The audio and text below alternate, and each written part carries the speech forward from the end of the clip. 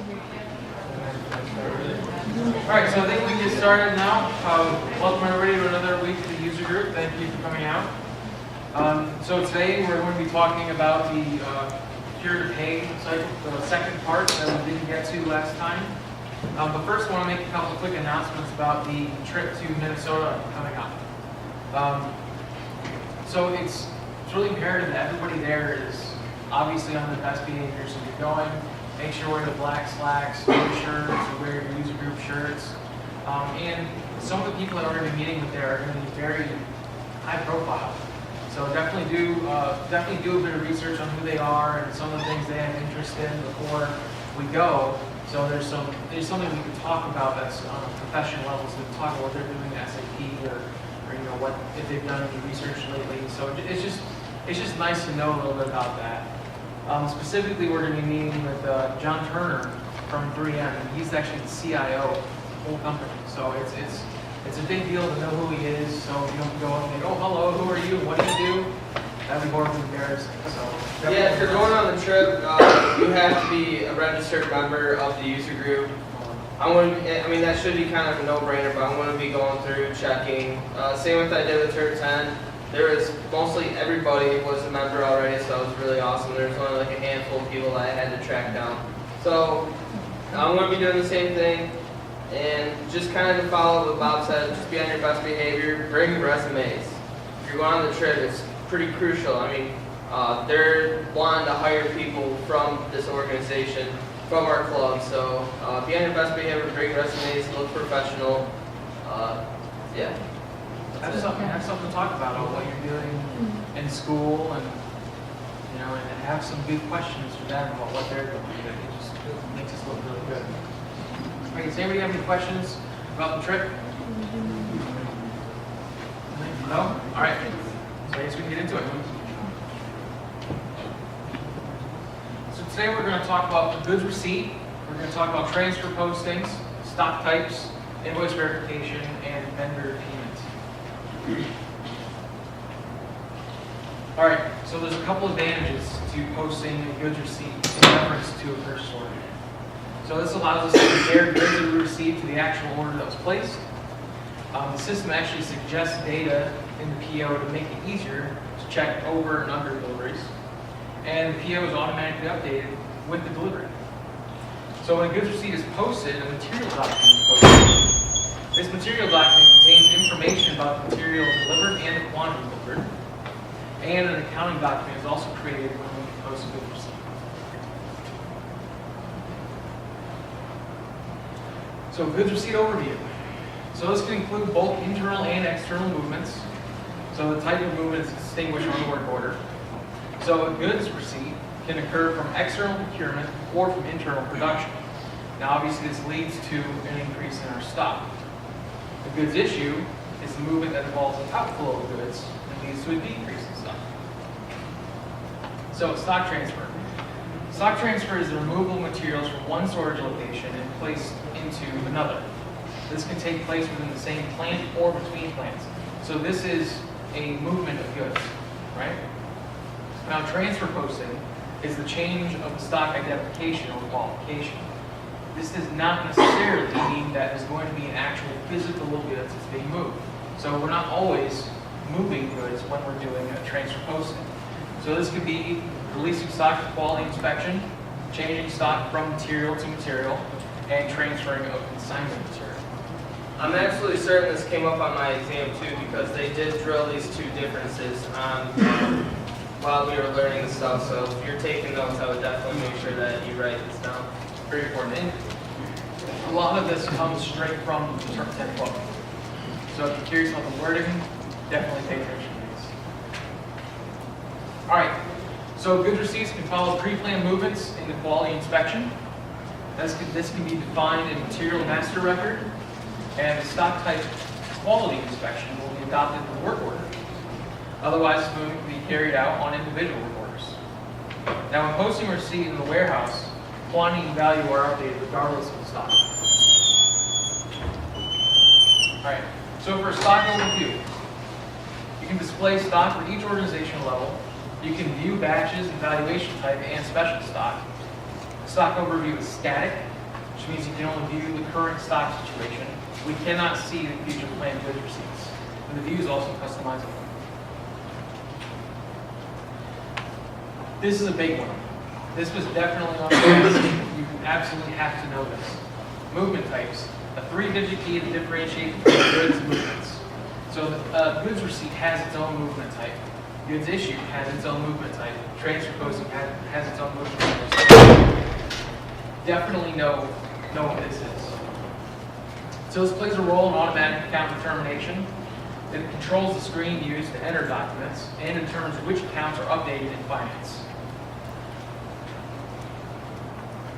All right, so stock-to-stock transfer posting. So there's 3 different types of inventory management. We have unrestricted use, quality inspection, and block stock. Transfer postings must be made when material usability changes. You can also move goods to a different storage location with using this posting. This can only be done within a plant and not between plants. Like an example, like block stock is kind of stock that you're setting aside for maybe a future order that's coming up. The transfer posting is basically like unrestricted use. This stock you can use as much as you need of it. It's not being reserved for any sort of order that's coming up. When you make a transfer posting, you're basically saying, okay, this stock is now going to block because we don't want to use this stock because we need this for maybe a safety supply or a future order that's coming up. And quality inspection is pretty self-explanatory. It's being held to check the quality. So material documents. Material document consists of a header and at least one item. So the header has information, posting date, name of the creator, and the item level has quantity and storage location.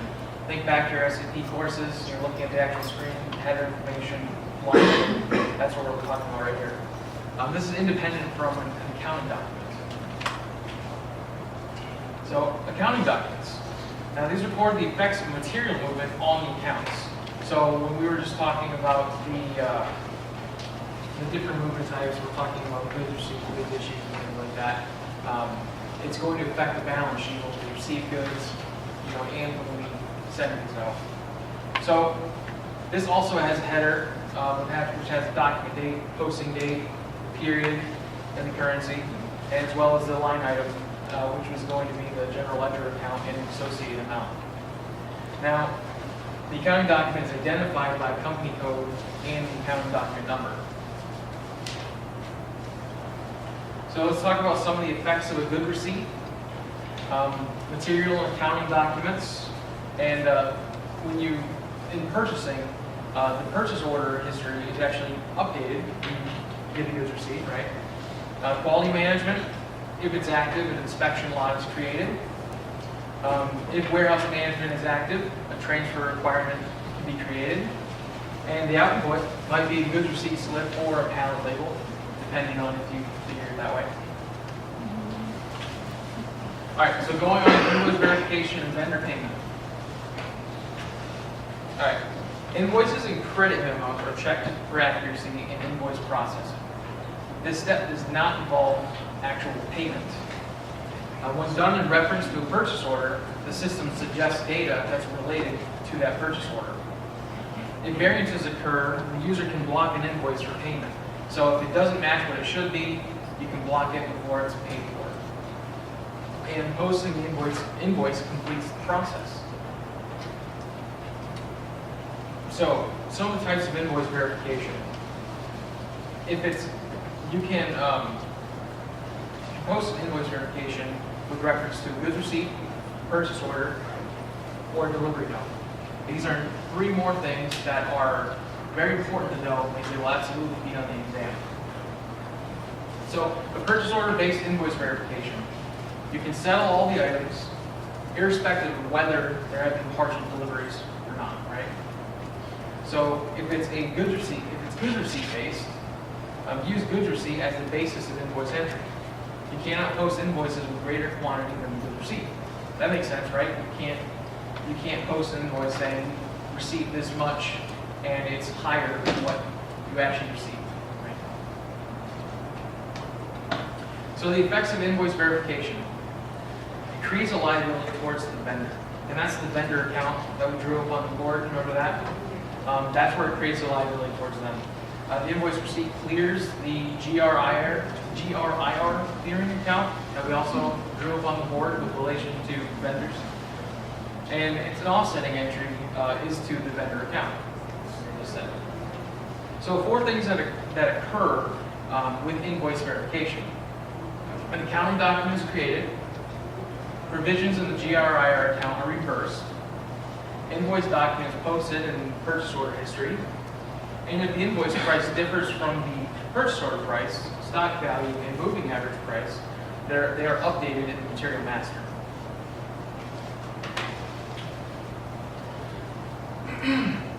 Let's talk about payment transactions. So there's 5 steps in payment transactions. Select payment method in the bank. So when you go in, you're actually doing your payment, you remember going and you're selecting the actual bank account you're going to be paying with. You select the items for payment, calculate the payment amount after the discounts, you post the payment document, and print the payment deed. Now this can be manual or it can be automatically carried out, again, depending on how you've got the system configured. So material management integration. FI. Material management integrates with FI because it maintains the vendor information that is defined jointly with finance. For sales and distribution, requirements from sales area can be passed along to purchasing, and requisitions can be directly assigned to a sales order. This is another thing that is important to know. Production planning, related through inventory needs, plant maintenance linked by the bill of materials, and logistics can be integrated with warehouse management system. Anybody have any questions? I know we covered a lot quickly, but like I always say during these presentations, if you ever have a question while we're going through something, just fire your hand up in the air. We'll work with you. We try to model these PowerPoints directly similar to, so we're using text from the textbook. So when you're sitting in class and you're reading it, it's all going to be very familiar because you've seen it before. So if there's anything you want more clarification on, definitely feel free to ask. Or if you're like me and don't feel like putting your hand up in the air because you don't want to embarrass yourself by saying something stupid, please come up to us. I mean, no dumb question is a bad question at all. Like, life is full of questions. If you need to ask away. Yeah, definitely. There's no shame in not knowing what I just said because some of it's definitely can be confusing and kind of daunting. All right, we're going to move on then. All right. So, true or false? Goods received can often lead to a decrease in stock. False. Hey. All right. So, which of the following are movement types? Goods receipts, MRP, transfer postings, goods issue, quality inspection. Goods received, transport solutions. Oh. You guys are so smart. I'm so proud. So the invoice verification will be posted with reference to what? Which of the 3? Or which of the 4, I guess?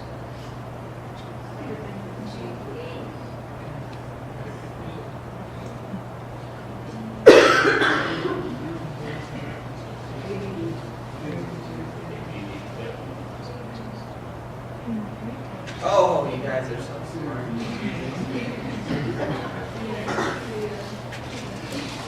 True or false? Logistics can be integrated with warehouse management.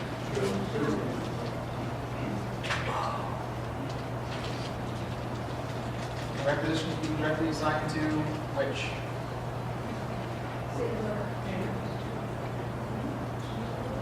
Let other people guess. Jeez.